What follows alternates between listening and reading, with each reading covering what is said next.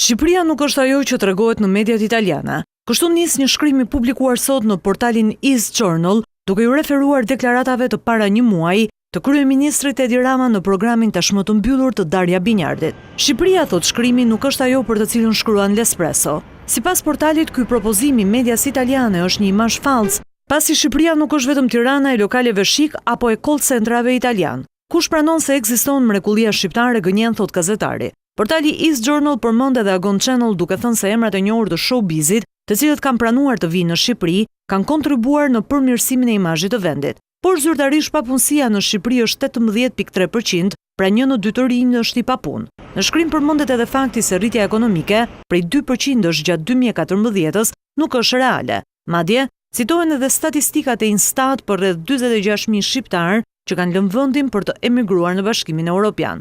Emigrimi, sipas portalit, nuk është ndalur asnjëherë. Në shkrim citohen deklaratat e kryeministrit Rama për të investuar në Shqipëri, drejtuar italianëve, pasi sipas kreut të qeverisë ka pak taksa dhe asnjë sindikat. Mungesa e këtyre të fundit është një e vërtetë e trisht për Shqipërinë, shkruan portali East Journal. Beton edhe më të ashpra gazetari e quan ngrim televiziv fshehjen e korrupsionit, papunësisë, padrejtësisë dhe klientelizmit që ka në Shqipëri, duke përmendur edhe ngjarjet e shpeshta me Tritol. East Journal i referohet gjithashtu intelektualit Fatos Lubonja, i cili thotë se politika shqiptare kërkon të manipulojë qytetarët përmes mediave ndërkombëtare, duke shfrytzuar dobësinë e personave, të cilët për të ndjerë mirë ka nevojë të vetpëlqehen.